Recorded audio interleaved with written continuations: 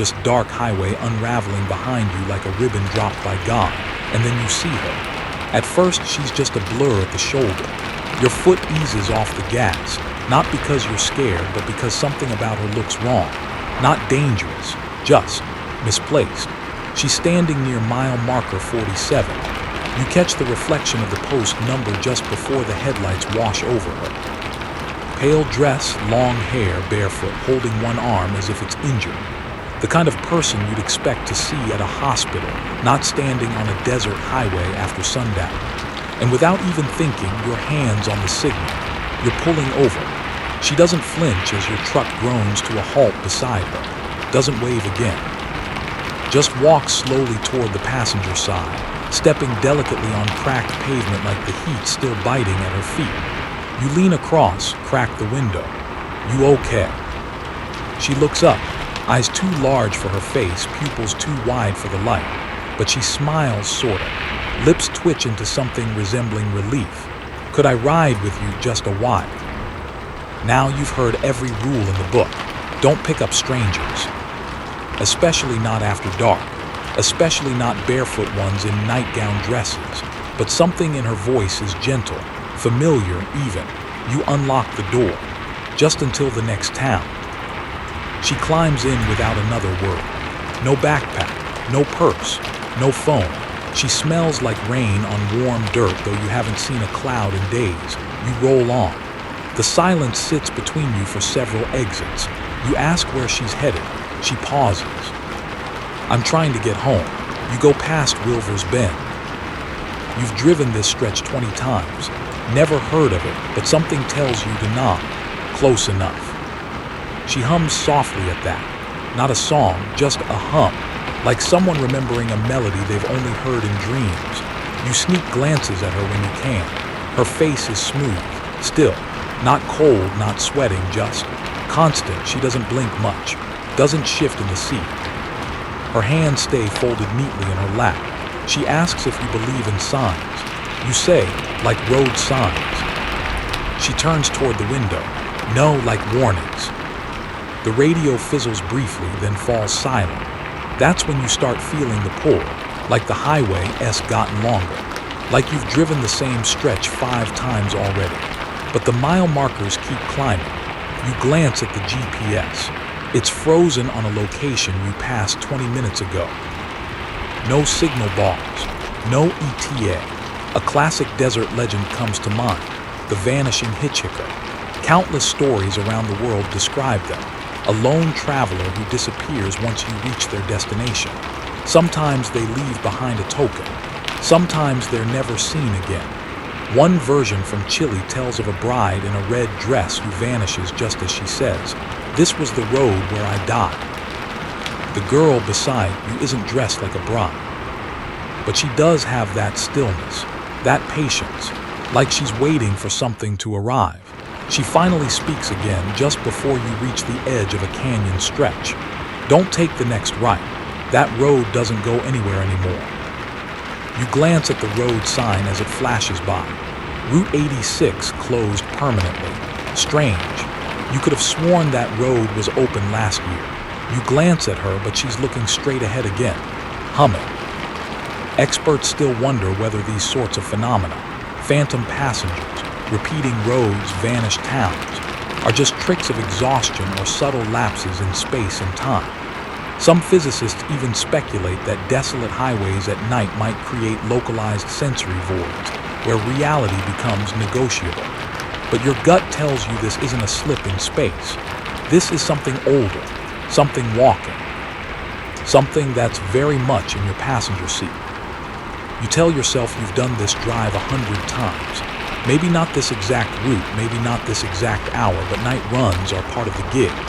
You're used to fog banks that look like ghost herds, to headlights that play tricks on your eyes, to rest stops that feel a few decades out of sync. You know the loneliness of the long-haul highway. But tonight, it's not loneliness. It's something else. Watching you. The girl hasn't moved. Her hands still sit neatly folded in her lap. Her pale dress doesn't seem to wrinkle with the shape of the seat. The cab's low light paints her in soft shades of blue and gray, but her eyes, they don't catch that light. They just drink it in. And then she speaks again. My name was Emily. You almost miss the past tense, but not quite. You nod slowly, unsure what to say. She doesn't offer a last name or a place or even an age. Just lets the name hang in the air like smoke. You try to keep the mood light. Well, Emily, this stretch here, known for giving truckers the willies. You picked the creepiest part of the desert to hitch a ride. She doesn't laugh. She does something stranger. She tilts her head and says, it's not the road, it's what's under it. Okay, that's new. You glance at her again. Her eyes are on the horizon. You follow her gaze. There's nothing out there but sagebrush and the occasional bleached cattle skull. Your truck hums along, each mile stretching just a little longer than the one before. You glance down, your odometer is ticking over slower than usual, like time moving at half speed, and your GPS still frozen, still showing mile marker 47, exactly where you picked her up. The CB radio pops, just a quick burst of static, then someone speaks. Breaker, breaker, you there 97. You jolt, that's your handle, you fumble for the mic. Copy that, who's calling? Another burst of static, then a whisper so faint you think you imagined it. Don't let her see the crossroads. You stare at the radio. You didn't press the mic. No one's supposed to be on your frequency tonight. This route was clear of convoys. You glance at Emily. She's still, listening. You drive on in silence for a while. The sky darkens even more if that's possible. Clouds gather where none had been before, heavy and woolen. The kind of sky that presses down. There's a hiss, soft and insistent. You check the radio again, but it's not the radio. It's your tires, the roads changing beneath you. You swear the pavement's darker now, shinier, like it was poured more recently. You crane your neck forward. In the distance, you see lights. Not car lights, something smaller, flickering, a gas station, except it's not on the map. You slow as you approach. The sign says Pump and Pray. No brand, no logos, just that phrase painted in hand-lettered red. One pump, no price listed. The building is squat, sun-faded, with windows dark as coal. You turn to Emily. Need a break. She shakes her head. Don't like this place. Her tone is firmer now. Not scared, just resolute. But your tank is hovering near empty and something tells you it's a long drive ahead. You pull in anyway. The lights over the pump flicker on as if expecting you. You step down from the cab. The air smells like ozone and dust. There's no wind, but the dry weeds around the station tremble like something brushed past them. You reach for the nozzle only to notice it's already been used recently. The handle is warm. There's a smear of something oily down the side. You glance at the door of the building. It swings slightly on its hinge, though you didn't hear it open. Emily still hasn't moved. Inside the station, the lights are off. A bell chimes softly as you nudge the door open. The room smells like mold and diesel. The shelves are stocked with snacks whose labels faded to ghost white. There's a cash register, but no clerk. Just a worn ledger book sitting open, ink smudged and trailing off mid-sentence. You glance at the entries. The dates are wrong. One says April 3rd, 1912. Another reads August 9th, 1997. Some entries are just names, no dates at all. Your fingers freeze over the page when you see your name. 97 took her past dusk. You back out. Outside, Emily is staring at the station door now. Her hands are clenched white. She finally says, "We shouldn't be here." You nod and climb back in. The engine struggles a little as you crank it. You pull back onto the road. The rearview mirror catches something behind you, a man standing by the pump, face half-lit in red glow. His mouth moves like he's reciting something. But when you blink, he's gone. The road ahead curls into a slight incline. You accelerate. Then Emily speaks again. "You shouldn't trust the signs." You frown. Which ones? She smiles faintly like it's a riddle. All of them. You remember a bit of local folklore from Nevada. A tale about mirror stations, phantom gas stations that appear only to lost travelers, promising fuel and direction, but actually luring them deeper into old territory. Places where railroads once ran, where miners vanished, where ghost towns burned and were never rebuilt. The story ends with the traveler looping endlessly between fading towns, always running low, always trying to find their way home. Experts still debate whether these stories stem from collective trauma, rail disasters, lost settlements, or if there's something stranger beneath them. Something about the land refusing to forget its dead. You drive on. Emily turns her face to the glass. Her reflection doesn't quite match her. You don't say anything. But you start to wonder whether the road you're on is the same one you started on, or whether it's already begun to shift beneath your wheels. The miles spool out behind you like a film reel gone soft at the edges. You're used to the rhythm of the road, the rise and fall of lanes, the familiar sway of your rig's suspension, the constant drone of rubber against pavement. But now there's a subtle wrongness in the cadence. The humming of your tires begins to sound more like whispering. It's faint, barely there, but once you notice it, you can't unnotice it. Emily doesn't say a word. She's got her hands folded again, perfectly still, like a doll left in a forgotten attic. Her dress, white plain, a little dusty now, seems to resist wrinkling, as if it's been worn for far too long without ever aging.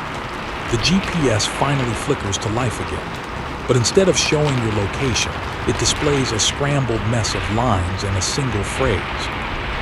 No route found. The CB crackles again. No voices this time, just static shaped like breathing. You frown and flick the dial. Nothing but hiss. Then faintly music, a nursery rhyme played on something that sounds too metallic to be a piano. You turn the volume down.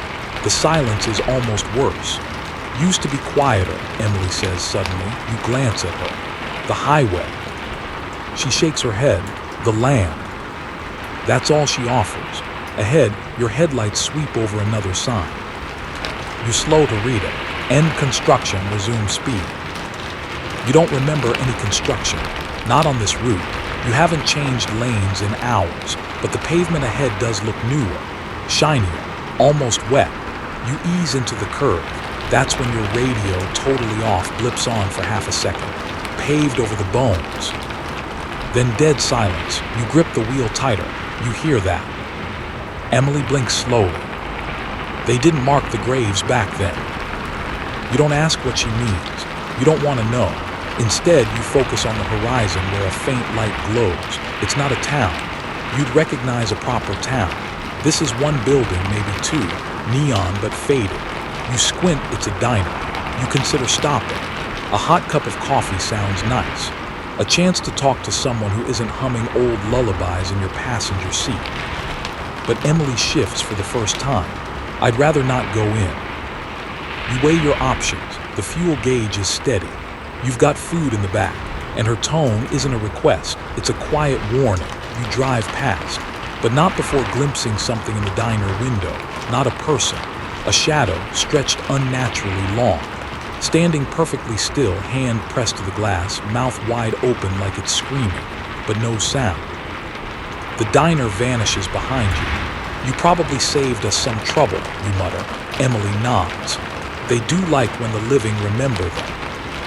You want to ask who they are, but your throat tightens and the words don't come out. You turn on the radio again just for company. White noise pours in.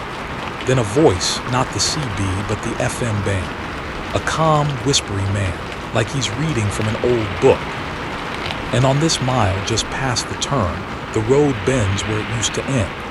If you see the girl, let her pass. If she rides with you, don't ask her name. You twist the dial fast, heart thudding, but all the other stations are silent. Emily smiles gently. They remember me sometimes. You steal a glance at her. What happened to you? She tilts her head, like she's deciding whether you deserve the answer. They paved over my house first, then the orchard, then the cemetery, and then they forgot. Who? Everyone. The air in the cab feels thinner, like you're climbing a mountain though the road is flat. You spot something ahead, another sign, this one hanging crooked on a rusted frame. Wilver's Bend 8 miles. You blink, that's the place she mentioned. You say, thought that town wasn't real. She looks out the window. It's not anymore. That checks out. You reach for the map on your dash, half expecting to find it blank. But when you unfold it, something drops out. Not a receipt, not a note. A black and white photograph. You pick it up. A family standing in front of a white farmhouse. A little girl in a dress, Emily. Her face is the only one clearly focused. The rest are blurred, faded. You turn it over. Written in pencil, don't let her remember. That's when the cab lights flicker. A moment later, the engine hiccups, just for a beat, but long enough to feel it in your bones. And then the radio again. A burst of static, a voice whispering. You're not on your road anymore. There's a legend from New Mexico you half recall, about the trucker's loop. A stretch of desert road that changes depending on who drives it. Some say it pulls you into the past. Some say it shows you the route you should have taken. But others believe it's a trap, that once you enter, you keep driving until something lets you go, or doesn't. Experts still wonder whether such stories are metaphors for trauma, for the liminality of time spent alone behind the wheel. But you're starting to think there's nothing metaphorical about the way Emily's presence is warping the night around you. You check the time, 1:07 a.m. It was 1:07 an hour ago. You say nothing. Emily's humming again, and outside your window the desert begins to shift, not subtly but all at once. The scrub brush is gone. The sky, cloudless but starless now, an empty sheet, and in the distance, glowing faintly, a town that shouldn't be there. The town appears like a mirage, but it doesn't flicker. It holds still. You slow your rig, the brakes sighing low. The headlights catch a rusted metal sign leaning askew just before the road veers into the grid of buildings. Welcome to Wilver's Bend, Pop. No number, just 3 question marks.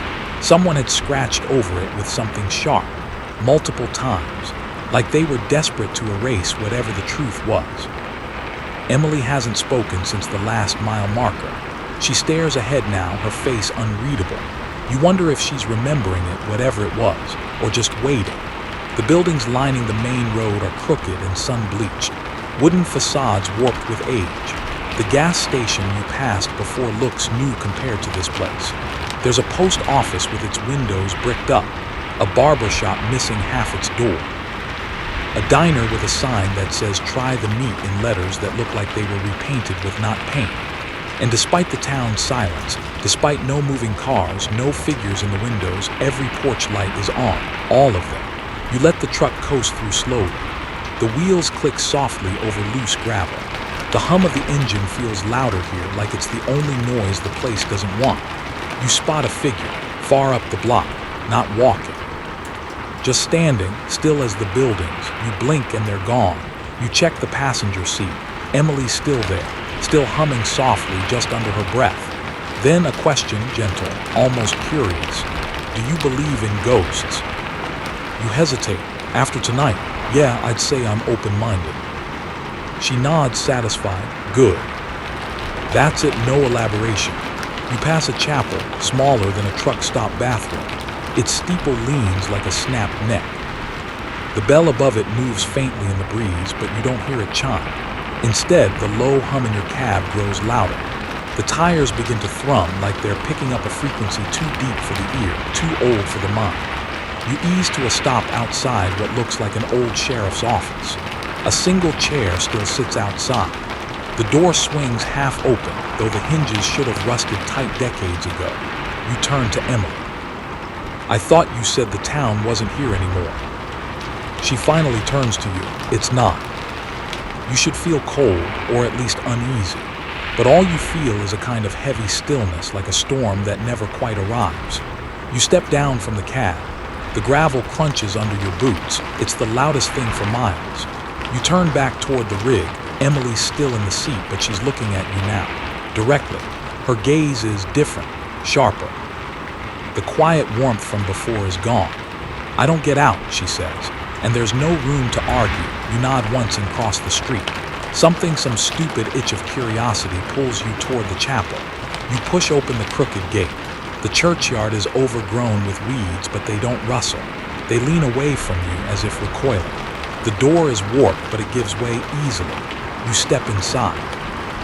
Dusk dances in narrow shafts of moonlight through broken stained glass. pews sit unevenly across the floor. There's no altar, no crucifix, just a flat wooden platform and a blackened oil lamp hanging from the ceiling by frayed rope. The air inside feels old, but beneath that something sharper, the faint smell of burnt hair. You try not to breathe too deeply. On the wall, someone had scratched symbols, not letters, not in any language you know. Circles inside circles, spokes, a spiral with a single slash through the center. You take a step back, the floor groans. Then underneath that, another sound, a whisper. You can't hear the words, but it's coming from beneath the floorboards, not loud, not frantic, just steady like prayer. You leave. Outside, the town is exactly as you left it, silent, lit, still. Except one thing, your truck door is open. You jog back, heart skipping. You swing up into the cab. Emily's gone. Panic rises fast until you see her. She's standing a few feet away, staring at something down the road. Her dress ripples slightly, though there's no wind. You call out, but she doesn't turn. You climb down, approach slowly. Her voice reaches you before you're even close. "They never moved the bones," she whispers. You glance at the road. It looks the same as before. Then you see it. Faint outlines beneath the gravel. Not clear, not definite, but unmistakable shapes, human shapes. The road is laid directly over a graveyard. Of course it is. A lesser-known story from Utah comes to mind, the paved cemetery. In the late 1800s, a town rerouted its only road directly over a pioneer burial site. Accidents skyrocketed. Horses refused to cross that stretch. And once cars arrived, more than a dozen drivers swore they saw children walking beneath their headlights under the pavement. Experts still debate whether it was mass hysteria, a geological oddity, or something stranger. But the road was eventually rerouted. Yours was. Emily turns to you. Her eyes seem deeper, hollowed somehow. "I lived here," she says simply.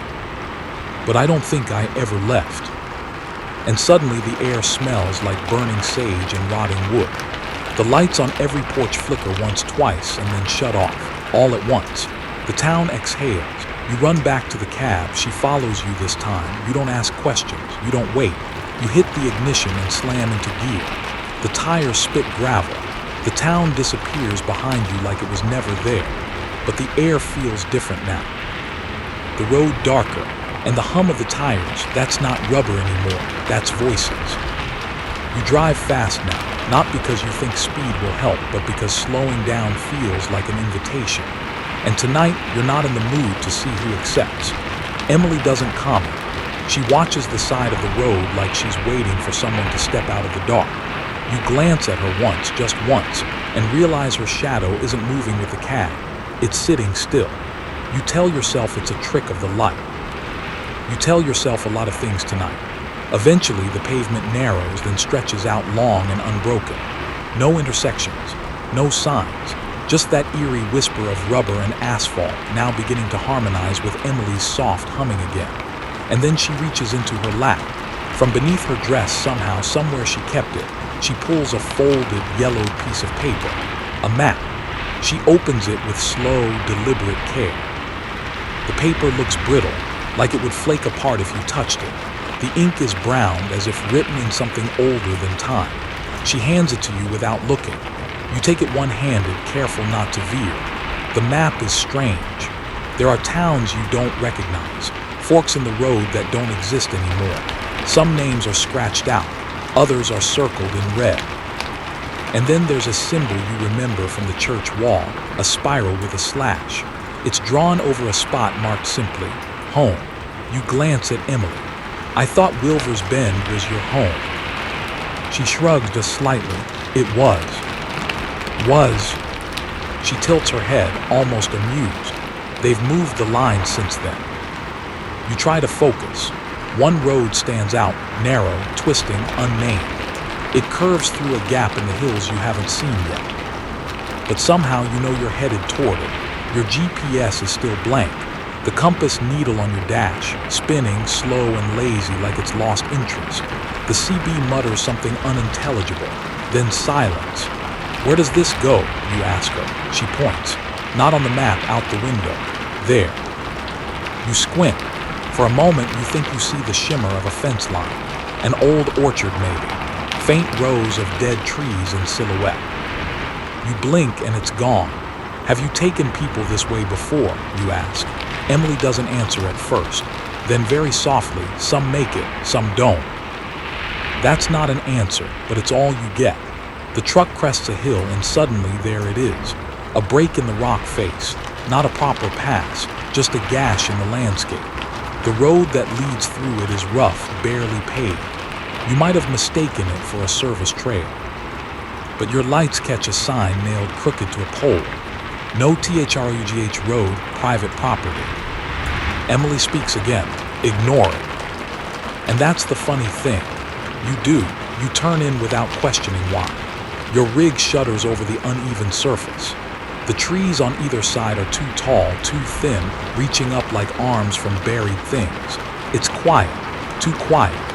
Even your engine hum seems muted here, swallowed by whatever's watching from the dark. The road curves. The world feels like it's folding in. You reach the fork, just like the map showed. To the left, the road disappears into shadow, darker than night should allow. To the right, a faint lantern glow spills out from somewhere low to the ground, like a porch light left burning for someone who isn't coming back. Emily doesn't say anything. You choose right. The trees thin slightly. You catch glimpses of structures, broken fences. A rusted swing set, half buried in weeds, the skeletal frame of a barn. And then tucked between two sycamores, a white house. It leans slightly. Roof caved in. Porch slats rotted, but somehow the door stands intact. And there's something sitting on the steps, a rocking chair, moving back and forth, back and forth. There's no wind. Emily says we're close. You pull up beside the house, careful not to hit anything. You kill the engine. Silence slams into the cab like a wave. Emily reaches for the door handle but pauses. She turns to you, and for the first time her voice trembles. I don't want to go alone. That surprises you. You felt like you're the one being led through this nightmare, like she's the one in control. But now you see it, just a flicker fear. You nod. You step out together. The gravel crunches beneath your boots and her bare feet. You don't ask why they aren't bleeding. You don't want to know. The rocking chair stops. No sound, just stops. You climb the porch. The wood groans. She looks up at you and there's something ancient in her eyes. Not old, not tired, just warm. I need to find what I lost here. You want to ask what that is, but your mouth is dry. She opens the door. The smell of damp paper and chimney ash hits you first. The inside of the house is dark but not empty. Furniture sits under sheets. A cracked photo frame leans face down on a shelf. A kettle, long rusted, rests on a stove that hasn't been used in decades. And then there's the hallway. You both move toward it. The floorboards are softer here. You feel them sag under your weight. But Emily moves like she remembers where to step. There's a door at the end, unmarked. She raises her hand, but before she touches it, she stops. A sound behind you, like footsteps, slow, deliberate, heavy. You turn, no one there, but something was. Emily whispers, "Don't look back again." She opens the door. Inside is a room without windows, just walls covered in wallpaper so faded it looks like skin. There's a desk, a mirror, a child's bed with a sagging mattress. On the bed, an old dog. Its eyes are gone. Emily steps forward and lifts it gently. She holds it to her chest, not like someone reclaiming a lost toy, but like someone cradling a memory. She whispers something you don't catch. Then she turns. "I remember now." You start to ask what she means, but then you hear it. Voices, dozens, all whispering at once, just outside the house. You run. You don't mean to leave her, but instinct takes over. You burst through the front door, leap off the porch, back into the truck. You slam the door, but she's already in the seat, holding the dog, eyes closed. Drive. And you do, because now you know. You're on the map, and the only way out is to finish the route. You don't ask how she got back into the truck. You don't ask why her dress is now damp at the hem, or why the air in the cab smells like wilted roses and dusted ash. You just drive, because that's what you do. When everything goes sideways on a run, you don't stop and philosophize. You drive. The tires rumble back over the twisted road that brought you to the house, but now it feels different. Smoother, almost deliberate. Like it's pulling you somewhere, not just stretching out in front of you. Emily sits with the doll still cradled in her lap. Her fingers brush over its tattered dress like she's trying to remember how to be gentle again. The rocking of the truck makes her sway slightly, like she's part of the machine now. Her eyes are closed, but her mouth moves. Not a hum this time, a prayer. The trees thin, and ahead the road widens, opens. You see it before you even register what you're looking at, a clearing, and in the middle of it a church, but not the same one from Wilver's Bend. This one is whole. Its white paint is fresh, like it was rebuilt in the last week. The steeple is straight, sharp, pristine, and the bell rings once, twice, then goes silent. You slow, not because you want to, because the truck itself resists moving forward. Like it knows this isn't its road anymore. You put it in park. The engine ticks faintly as it cools. Emily opens her eyes. This wasn't here before. You nod, I figured. She doesn't hesitate. She opens the door and steps out, still holding the doll. You follow her. The clearing is ringed with headstones, but none bear names, just symbols, spirals, slashes. One is shaped like the letter D turned on its side, scratched over and over as if someone was trying to dig through the stone with ink. Emily walks slowly, like she's listening for something. Her feet leave no prints in the dust. The church doors creak open on their own.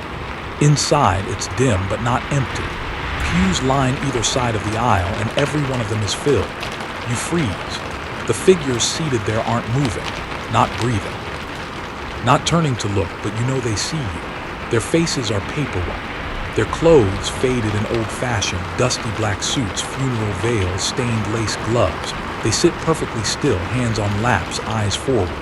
And all of them are wearing a smile. The same smile, too wide, too still. Emily doesn't flinch. She walks straight down the aisle. At the altar is a small wooden box, like a child's coffin or a time capsule. She sets the doll inside it, whispers something too soft to catch. Then she turns to you. They wanted me to forget. Your throat is tight, did you? She nods, but the road remembered. She steps back. The congregation remains still. And then the organ plays, a single note. It reverberates through your bones, not loud, just heavy. You back away. The air shifts. And then the figures in the pews inhale, all at once, but not through mouths. Through eyes, you run. You don't even remember hitting the steps. You're just back in the truck, heart thudding, chest burning. Emily is beside you again, not breathing hard, not panic, just present. You put the truck into gear. The church bell tolls once more, then silence. You don't look back. There's an old Appalachian legend about ghost congregations, the Church of the Remembered. The tale says those who were buried without names gather in forgotten sanctuaries, waiting to be remembered by the living. And if you enter one of those churches, you must offer something, a memory, a name, or a soul. Experts still debate whether this folklore emerged from isolation trauma or from early colonial rituals that tried to blend burial rites from multiple cultures. But none of that matters now, because you're leaving something behind, and something is coming with you. The road that stretches ahead is no longer on any map. Not Emily's, not yours, not even the dusty highway logs you've collected over the years. It's narrow, curved like a question. Emily stares forward again. She speaks only once. They know now. And for the first time since this started, you feel a new fear. Because you realize she doesn't mean you know. She means they do. You drive faster, but the road isn't like before. It dips and rises where it shouldn't. Trees grow in patterns too symmetrical to be natural. And overhead, the sky splits, not with lightning, but with stars. Too many of them. Twinkling in unnatural grids, like a pattern someone long ago carved into the sky and forgot to erase. You pass another sign. No words, just a spiral. You grip the wheel harder. You've heard trucker tales of pattern routes. Roads that twist in ways that loop your thoughts, not just your tires. They say if you drive them long enough, you forget your own name, your own voice. You keep going anyway, because to stop now would be to stay. And the road doesn't like stowaways. Emily hasn't blinked in a while. You're not counting the seconds, but you feel it. That eerie stillness that doesn't belong in a living face. Her gaze is fixed forward and the air around her has gone colder, not in temperature but in weight, heavier, denser. You try to break the silence. You said they know now. Who they? She doesn't answer. Instead, she smiles just slightly, and that's worse. The road beneath you no longer hums, it moans. Low, like a deep cello string being dragged by something ancient. The pattern in the pavement, yes, there's a pattern now, is too regular. Not normal asphalt cracks, but engraved shapes, geometries that shouldn't repeat and yet do. Spirals, eyes, lines that turn into circles when you look away. The headlights catch movement ahead. You sit up straighter. A figure is standing at the edge of the road. You slow, it doesn't wave. It doesn't move. It wears a trucker cap and a long coat that flutters despite the dead air. As you get closer, you see its face. No, not see, it doesn't have one, just smooth, skin-colored space, as if it was drawn but never finished. You swerve. Emily doesn't flinch. The figure vanishes into the rear view. Another memory, you ask, voice thin. No, she murmurs. An echo. The next mile marker reads 66.6. You've never seen that before. Even the dot would avoid that, right? The radio sparks to life. A woman's voice, ancient and distorted. I walked until my shoes wore through, and still they would not bury me. Still they would not say my name. You twist the dial, nothing changes. The voice continues. I slept by the fire. I drank from the red stream. I knocked and they bolted their doors. So I waited. Silence. Emily closes her eyes.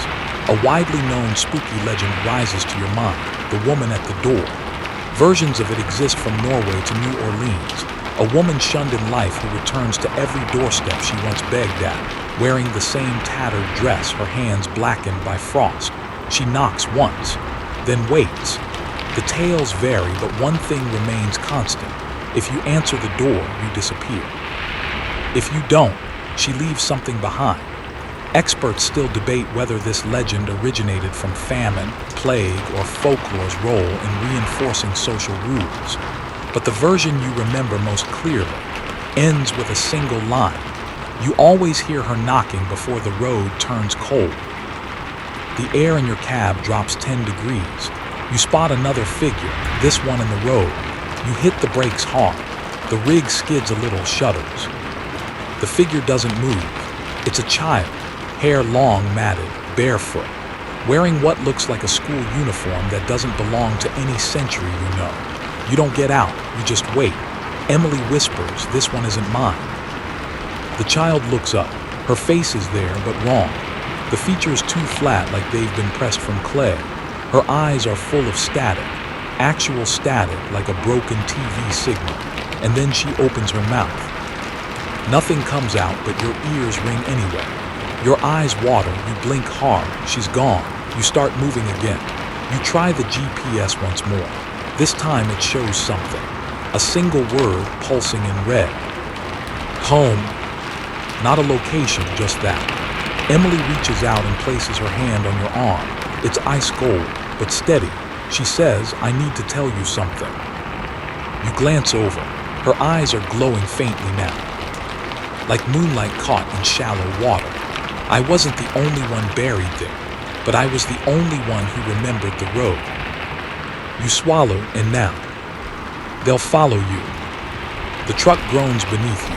The pavement ahead fractures for a split second, just a blink, but you see what's beneath it. Wooden beams, nails, a coffin lid, then back to blacktop. You don't ask any more questions. Emily opens the glove compartment. Inside is a locket. She takes it, opens it. Inside are two photos, hers as a girl and yours, your current face. You jerk the wheel slightly. What is that?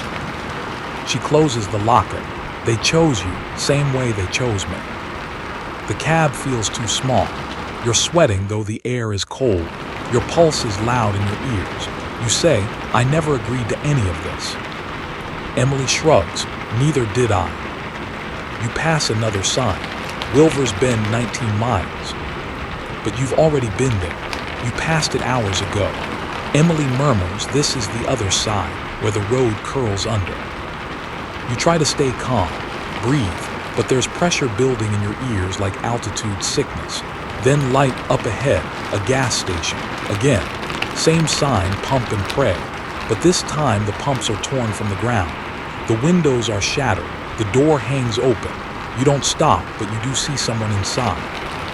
Sitting behind the counter. Their face is yours, staring blankly forward, mouth just slightly open. Emily doesn't react.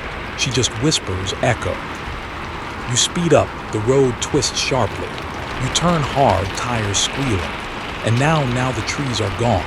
You're driving through open land, but it's wrong, too flat, too symmetrical, like a diorama, like something built from memory, not geography. And then you see them, in the distance. Lining the road, dozens, figures standing still, facing you, each with a faint smile, all the same smile you saw in the church. Emily looks toward them. They want to be passengers. You grit your teeth. Too bad, cab's full. She almost smiles, almost. You keep driving, and they watch. They don't move. They don't wave. They just stand lined on either side of the road, shoulder to shoulder, stretching into the distance like silent mourners at a funeral no one invited you to. Some wear uniforms from wars long over. Some are barefoot and clothed in what looks like burial shrouds. A few, too few, are dressed like modern travelers, like they were plucked straight from a Greyhound station or an off-ramp diner. Their faces are still smiling. You ease off the accelerator, not out of fear, but out of awe, because in all your years on the road, you've never seen anything like this. Emily leans toward the window, peering at them with calm recognition. They remember what it was like to move. You glance sideways. They were truckers. She shakes her head. They were forgotten. Your headlights sweep across one face as you pass. A young man, early 20s, red flannel shirt, eyes wide and wet-looking in the beams. For a split second, his lips part as if to speak. But he doesn't. You look away. The CB radio crackles again, but not randomly this time. You hear your voice. Mile 68, road folds back, can't get clear. Then static, you don't touch the dial. You just keep your hands on the wheel and your foot steady, but your pulse is climbing. That was you, your own voice, desperate, panic, but you haven't said those words yet. Emily says nothing. And then the headlights catch something ahead.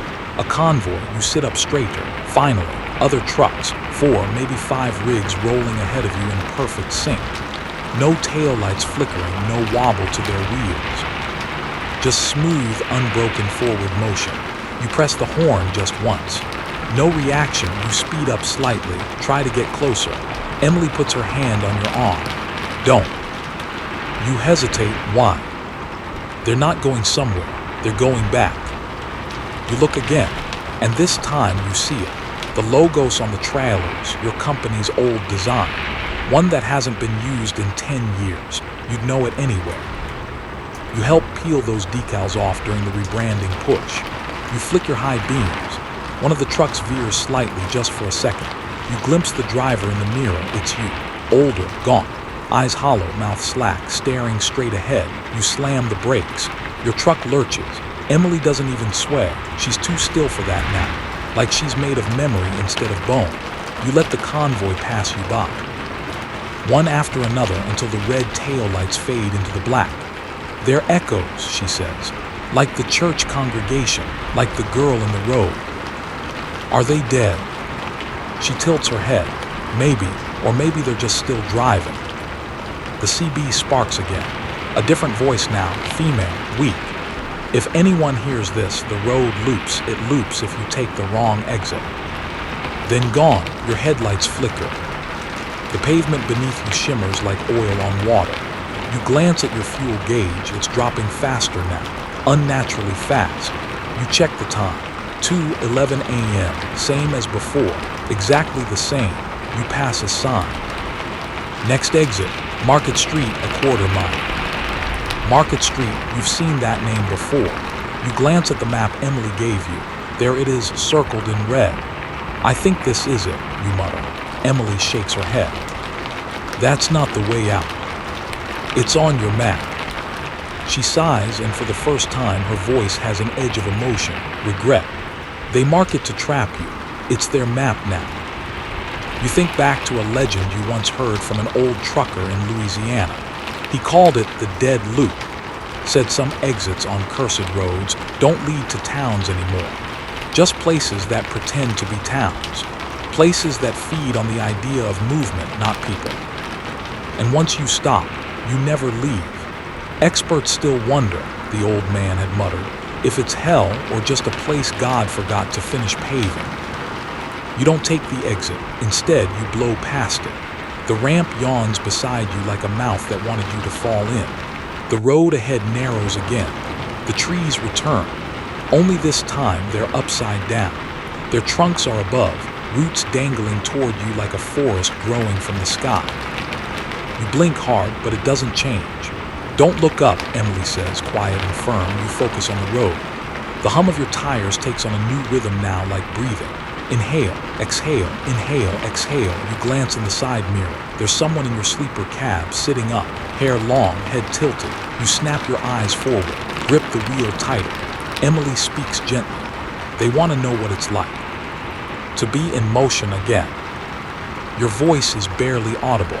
I didn't invite them. She smiles sadly. You stop. That's all the invitation they needed. You pass another sign. There's no writing, just a handprint, red, fresh, and then headlights behind you. A single vehicle, no flashing lights, no horns, just steady, unwavering pursuit. You ask, is that real? Emily looks in the mirror. It was once. Your rear view shows a car now, black. Windows fogged from the inside. A bumper sticker peeling away. It's your old car. The one you totaled in 2012. The one that should not be here. Inside, someone is driving it, and you already know it's you. Your mouth goes dry. Emily closes her eyes. Keep moving. You do, but you can feel it. Something is gaining on you. The black car behind you glides over the road like it isn't touching the pavement. No bounce, no sway, just movement. Inevitable, steady, wrong. You don't dare look in the mirror again. You focus on the road ahead, though the line markings have faded to pale scratches and the trees are upside down again. Only now they seem to reach for you. Your fingers are tight around the wheel, knuckles pale, forearms stiff. You try to breathe through it. Emily, your voice cracks. Is this really happening? Her eyes are on the dashboard.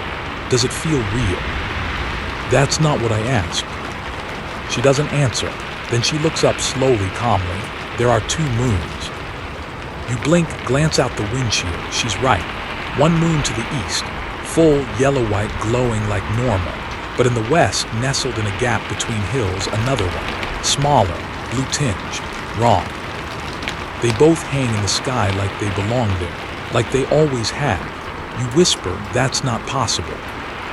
Emily leans her head against the glass. It is here. There's a Navajo legend you half remember, a tale of twin skies. Of a night when the world briefly cracked and 2 moons appeared, one real, one a reflection. And beneath the false moon, nothing casts a shadow. You check the roadside. No shadows, none from the signs. None from the trees, not even from the telephone poles. The road begins to rise, a soft incline barely noticeable until your engine begins to strain. The gauge still reads 2:11 a.m. Still, you try the radio again, any station, just noise to drown out the sound of your own breath. The speakers click on and then a song begins, but it's backward. The melody is familiar, something old, Sinatra. Patsy Cline, but now it plays in reverse, slow and syrupy. The words are incomprehensible, but the tone is mournful, funereal. Emily mouths along to it, perfectly, you don't interrupt her. The hum of your tires joins the music. They're singing too. You roll down the window, half expecting to hear the song spilling into the air. But outside is silent, like the road's holding its breath. And then the back tires bump, just slightly. Like you ran over something small. You glance in the mirror. You didn't run over anything, but you see her, the girl from the road, standing on the white line again, staring, and behind her, figures, so many, filling the lane, miles of them, all walking, all toward you. Their faces aren't angry or sad. They're expectant, like they're waiting for their turn. You step on the gas. The truck surges forward, engine growling. Emily places a hand gently on the dash, like calming a startled horse. You can't outrun them. I'm not trying to. You don't finish the sentence. I'm trying not to become one of them. The road crests suddenly, and your headlights sweep down a long descent. The two moons bathe everything in eerie dual light, casting shadows that move sideways. At the bottom of the hill, there's a structure. You think at first it's a truckway station. But it is. It's a gate. Two rusted pillars on either side of the road. A collapsed arch above, scorched black. Hanging from one side, twisted metal signage clings to a few visible letters. Ry/no RN keep out. Emily straightens in her seat. We're close. To what? She doesn't reply. You roll forward. As you pass between the pillars, the cab lights dim. The engine coughs once, recovers, and the landscape changes. Flat scrubland gives way to rows of dead corn. Stalks as tall as your trailer, heads bowed like mourners. They whisper against the wind, though the air is still. Emily leans forward, eyes wide. You glance at her. She's smiling, but not like before. Not a sad smile. Not the half-hollow thing she wears like a funeral veil. This smile is alive, hopeful. And then she says, I think we found it. You don't ask what it is. Because up ahead there's a town, small, just a few buildings. Lit from within, flickering amber like candlelight. You see a grocery store, a mechanic's garage, a schoolhouse, and in the middle of it all, a house, whitewashed, porch light glowing. The kind you see on postcards from the 50s. Emily's fingers twitch in her lap. Stop here. You pull over. She opens the door slowly. Do I follow you? You ask. She looks back. Her eyes shimmer like lake water in moonlight. No. There's no bitterness, no sadness, just finality. This is where I get off. She steps down from the cab. The moment her feet touch the ground, the second moon begins to fade. You watch her walk toward the house. Each step she takes, the town brightens. The door opens. Figures wait inside. You can't make out their faces, but you feel their joy. She turns once, waves, and then she's gone. Just like that, no scream, no flicker, no vanishing in a puff of fog, just gone. You sit there for a long moment, then look at the passenger seat. A single thing remains. Her doll, eyes stitched closed now, and around its neck, a key, tied with a red ribbon. You start the engine again. The second moon is gone, only one remains. You don't touch the doll, not yet. It sits on the passenger seat as if waiting for permission to speak. The stitched eyes give it a peaceful look, but you remember what it used to look like in that ruined room, empty sockets staring into a life that no longer fit. The red ribbon is frayed at the ends. The key it holds is small, old-fashioned. Brass, maybe. The kind that unlocks music boxes, diaries, or something deeper. The truck idles softly. The lights of the town shimmer in the mirror until they don't. You glance back. Gone. No glowing windows, no porch light. Not even the faint silhouette of a town that should have been right there. Just more cornfields now. You put the rig in gear. It doesn't growl this time, it purrs. And as you roll forward, you realize the road is different again. No cracks, no spirals, no buried symbols reaching up through asphalt like bones beneath thin skin. Just a smooth, dark ribbon, but still too quiet. You turn the radio back on, and for a moment you get music. Normal music, Glenn Campbell, Wichita lineman. You almost laugh, but then the melody slows. The key drops. The singer's voice trails off mid-verse, replaced by a strange mechanical hum. The tires begin to sing again, not quite in tune, not quite in rhythm, like they're remembering a lullaby in a language the road forgot. You speak aloud just to hear your own voice. Where am I now? The CB answers, static first, then a whisper, still with us 9-7. The voice is yours again, but older, tired, like you've been driving for 100 years. Keep heading west, don't stop at the blue light. Then silence. You don't know what that means, not yet, but your gut tightens. You pass a billboard. Its paint is almost gone, but the words just barely read. You're on the last mile, wave back. You drive faster. Ahead the road splits. Two branches, neither marked. One curls up toward hills that shimmer unnaturally, like heat waves on a moonless night. The other drops down into a shallow valley dotted with the faint glow of, yes, there it is. A single bright blue light. You remember the warning, don't stop at the blue light. And yet, the truck begins to slow. Without your foot, you pump the gas, nothing. The pedal's unresponsive, it's pulling you in. You slam your fist against the wheel. No. The doll in the passenger seat falls over slightly, and the key clinks against the cup holder. It's tiny, almost delicate, but somehow important.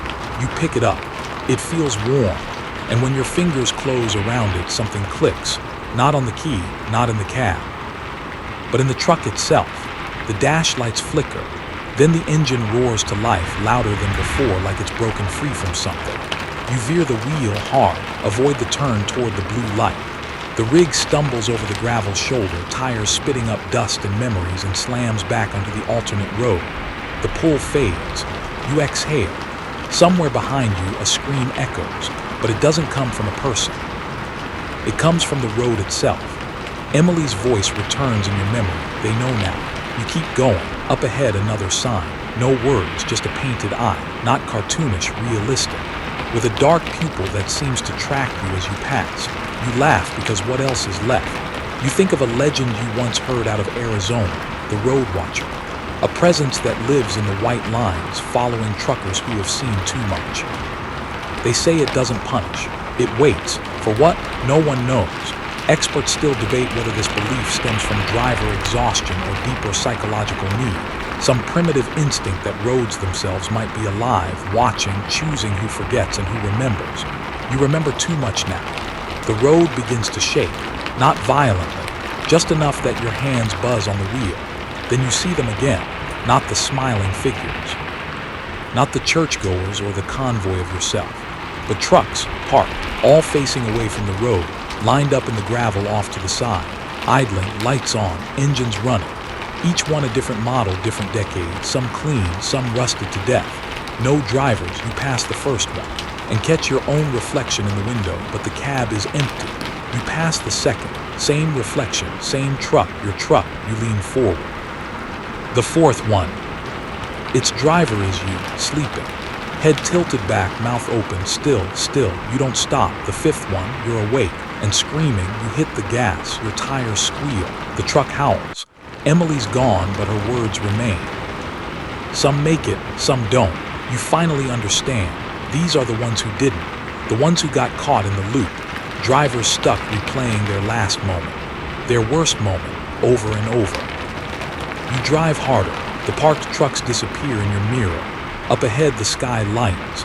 Not dawn, but something else. A shimmer, like a curtain waiting to part. The doll shifts slightly as the rig angles uphill. The key in your pocket burns. You grip it tighter, whatever comes next. You're going through. You crest the hill, and there it is. A town that should not exist, not just because it wasn't on the map, but because it looks like it never belonged to this century, this country, maybe not even this world. It's quiet, too clean. Houses aligned like chess pieces.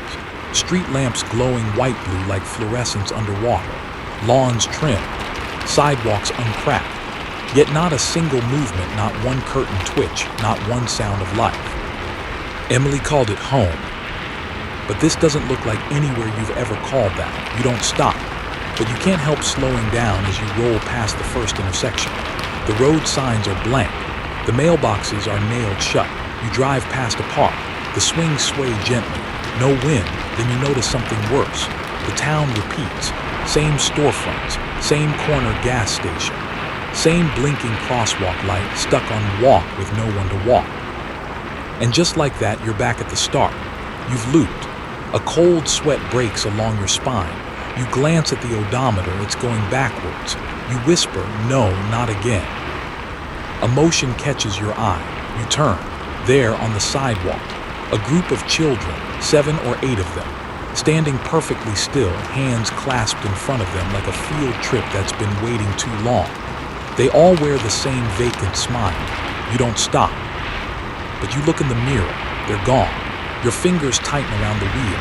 Emily's map is still folded on the dashboard. You snatch it, flatten it out. Your eyes scan for anything to break this loop. There. A hand-drawn symbol near the edge of the paper, a house blacked out entirely, circled in red. It's on a road labeled Holloway Lane. You look up, there. The only street name you've seen this whole time, Holloway. You take the turn. The tires skid briefly on loose gravel. The road narrows, fades from asphalt to dirt. You drive on, the trees crowd closer, and then you see it.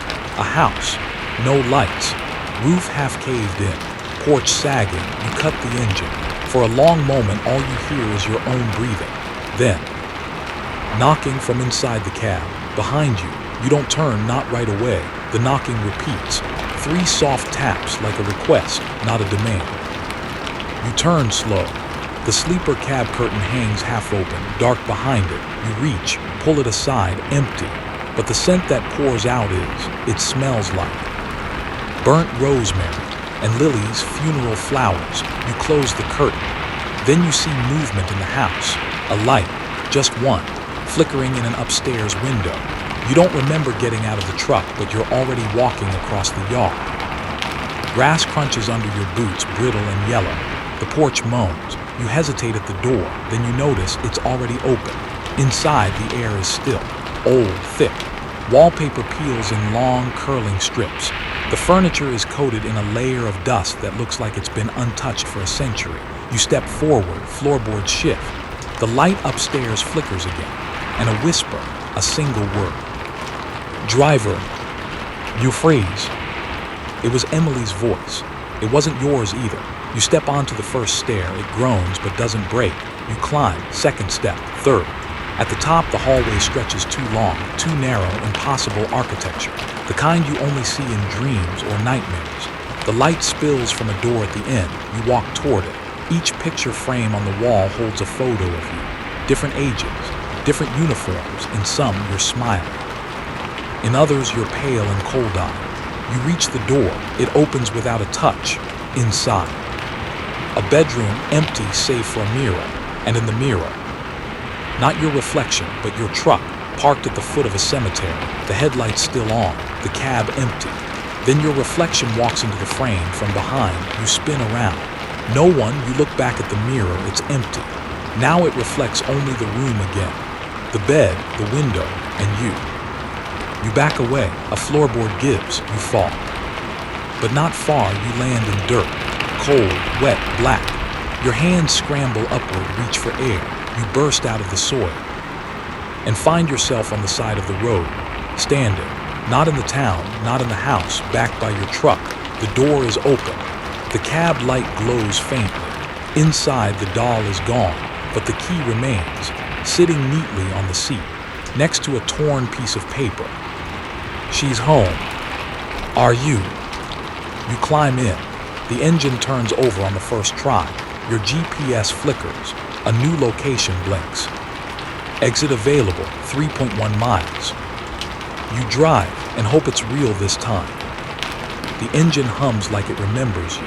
Not just you as you are now, but all the versions of you that have come down this road before.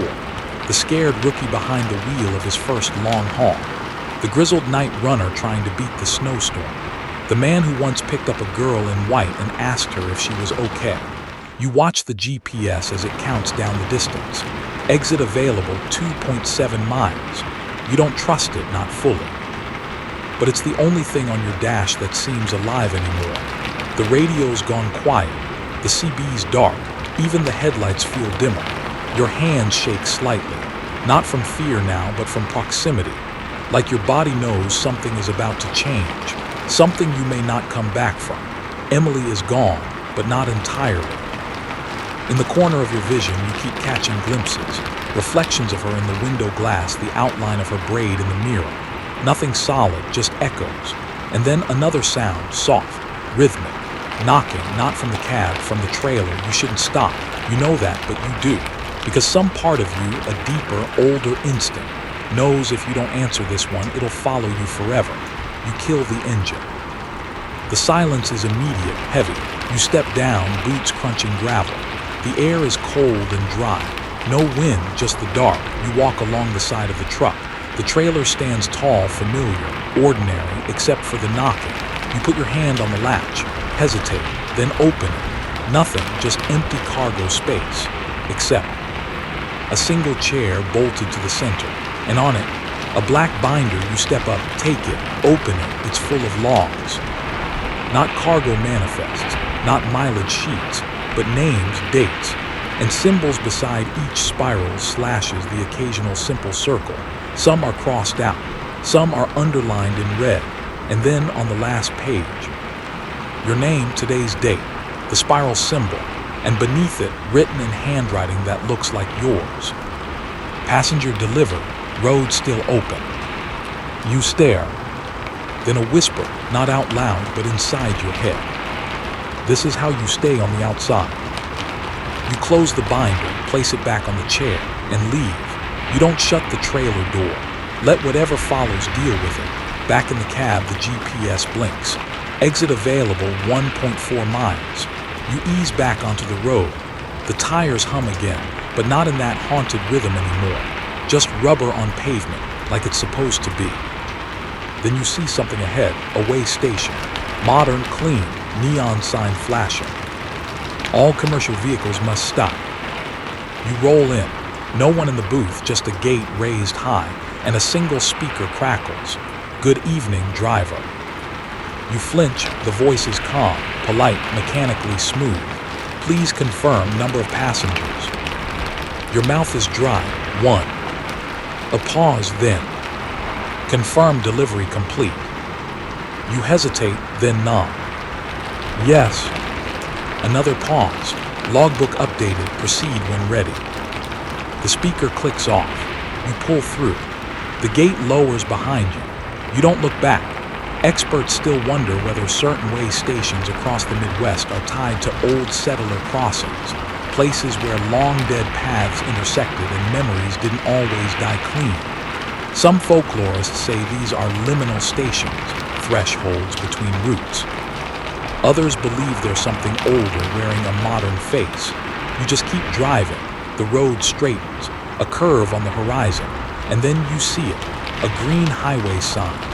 I-17 North / exit 1, 2 miles. It looks normal, ordinary, like home. You laugh softly, it almost hurts. But then you see the next sign, a little handmade one nailed to a crooked post just before the curb.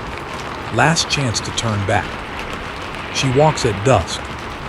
The same message from the rest stop where this all began. You reach into your pocket.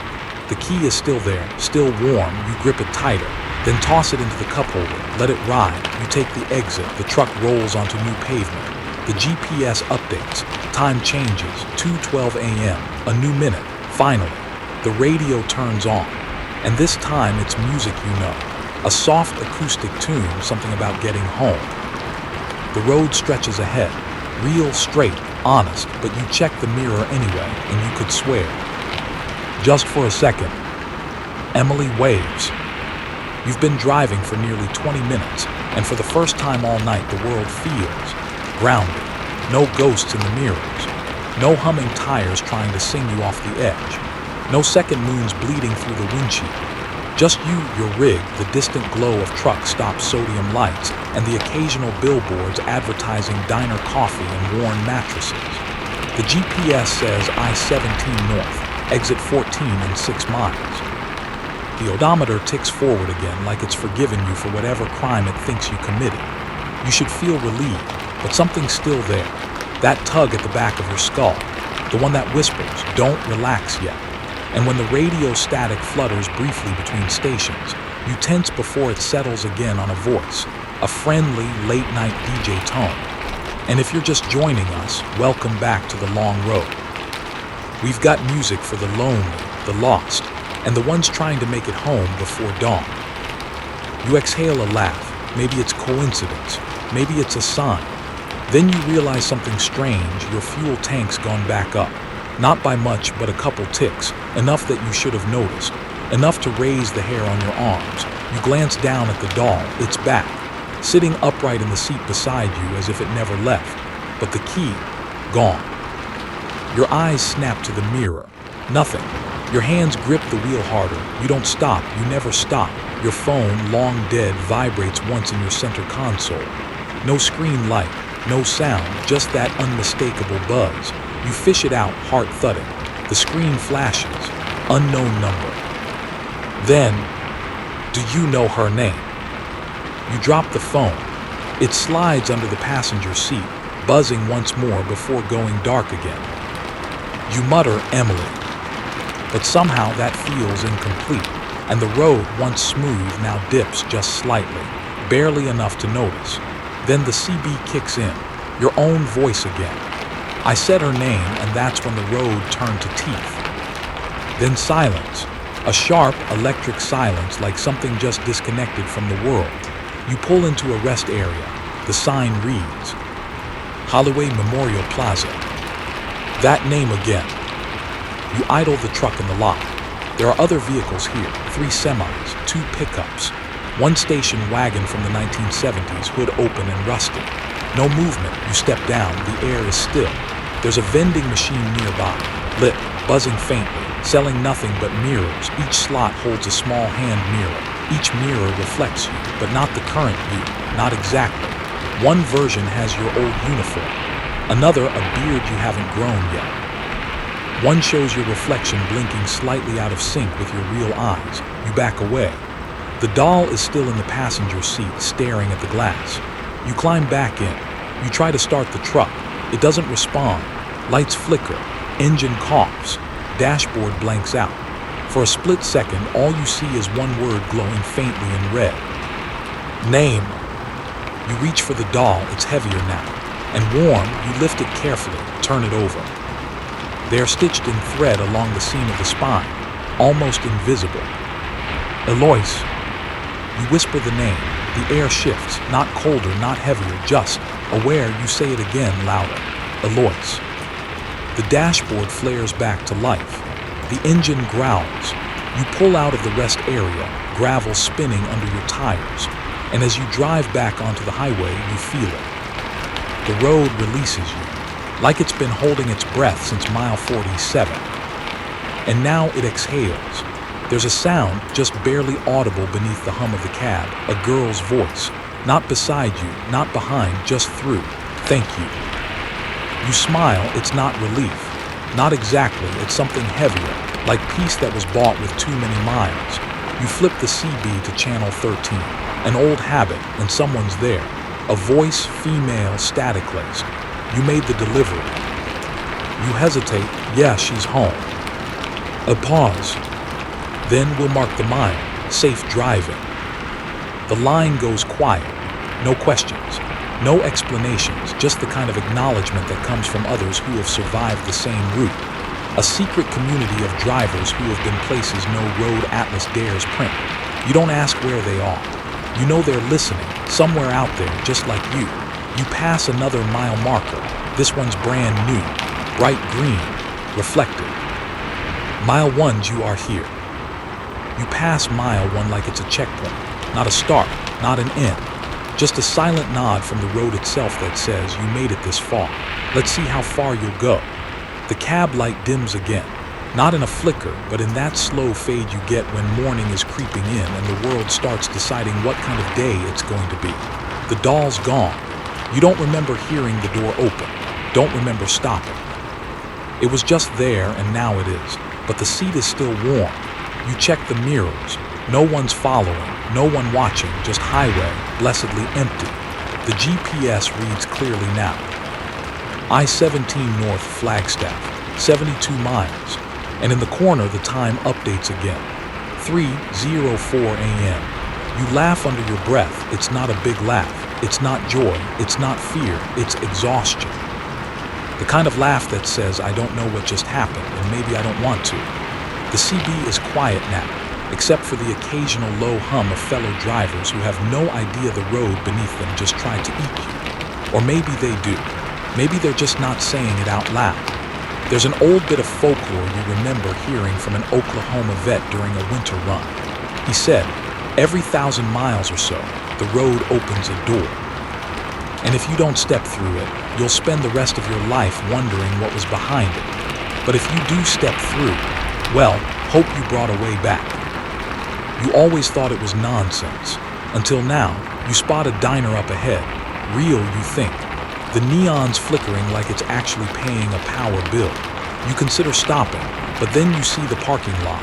It's empty except for one vehicle. Your truck, parked.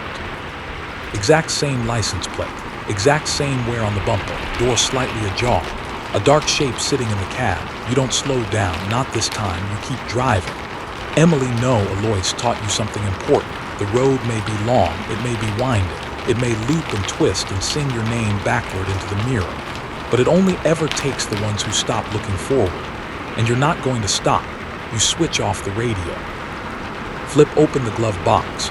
Inside, the map, folded neatly. New, unmarked. No spirals, no false towns, just routes, destinations, gas stations with actual names. You take one last glance in the mirror. No shadows where they shouldn't be. No second moons hanging in the corners of the sky.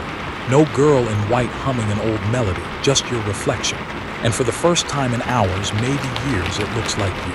You tap the wheel. Whisper to the road, let's keep going. The tires sing again. Not in riddles this time, not in codes, just the old, familiar hum of motion, of distance being eaten mile by mile, of getting somewhere, somehow. The next exit isn't a trap, it's a town you've stopped at before. You even remember the best place to park. A gas station with burnt coffee and a guy named Ron who always gives you too much change. You smile. Not because it's over, but because you're back in a world where things like Ron exist, where people wave instead of stand still, where your logbook is just about freight again, not names or whispers or memories that don't belong to you. You crack the window. The air is clean, cactus sweet and cool, and you speak aloud just to be sure. Anyone still here? Silence, then faint, a voice not from the CB, not from your head, but from somewhere else. You pass through, we remember you. You nod, you don't respond. Some things don't need words. You see lights in the distance. A real town, a real sign, you squint to read it. Welcome to Ashbridge, founded 1891. You've never been there, and that's okay, because the best roads don't loop, they lead forward, and tonight, that's exactly where you're going. The lights of Ashbridge grow brighter the closer you roll in. Not flickering illusions or hazy mirages, real, structured light. Yellow windows, orange street lamps, the soft glow of humanity tucked in for the night. No shadows pacing the sidewalks. No roads that breathe. No mirrors watching you back. You coast down the main street like you've done 100 times in 100 other small towns. The kind where the gas station is also the grocery store, where the only sound after midnight is the occasional screen door clapping in the wind. And yet, something inside you won't settle, not panic, just a kind of held breath like your bones are waiting for a punch that may never come. You spot a parking lot by a diner, real this time, you think, with a flickering sign that reads All Night Eats. One other truck is parked there, not yours. Not a ghost. You pull in, park, kill the engine. The silence rings for a second, and then the sound of the real world filters back in crickets, a buzzing neon open sign, the occasional hum of a nearby freezer inside the building. You sit still for a moment, then reach into your pocket. The key is back. No ribbon, no dog, just the small, warm metal of it pressing into your palm. You trace your thumb over the grooves. It doesn't hum. It doesn't glow. It doesn't speak. It just is. You slide it into the glove compartment. Let someone else ask the questions later. You step down from the cab, your boots crunching onto real gravel. You stretch. The air smells like coffee and oil. Comforting, not clean, but human. Inside the diner, a man with a name tag that says Ralph pours a fresh pot of coffee and doesn't even flinch when the bell over the door jangles. He nods at you, offers a menu.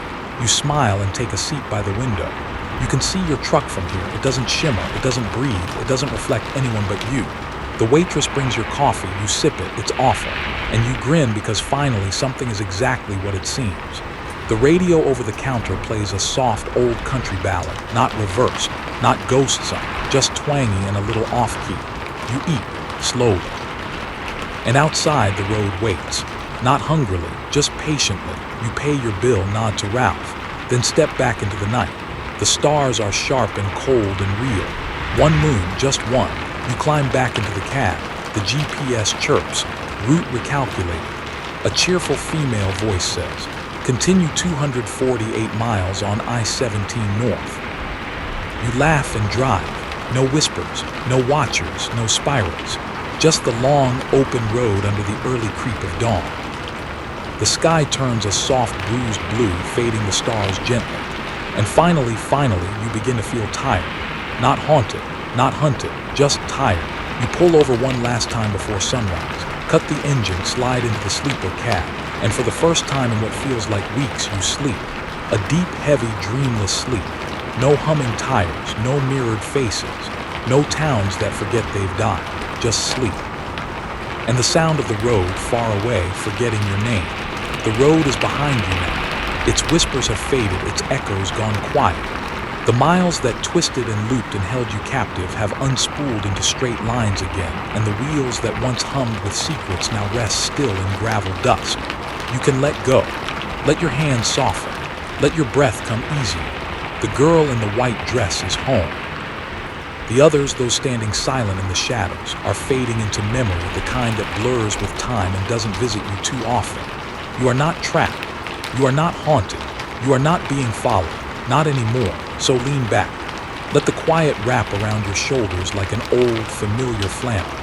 Listen to the soft hum of your room, the rustle of the sheets, maybe the low creak of your home settling in the night. You're safe now. You're not on that road. You're here. And even if part of your mind still lingers behind the wheel, still scanning the horizon for the next sign, the next shadow, know that this journey is over. You made it through. And somewhere far away, a single spiral fades into the blacktop and forgets your tread. Sleep well, traveler. The road won't call again. Not tonight.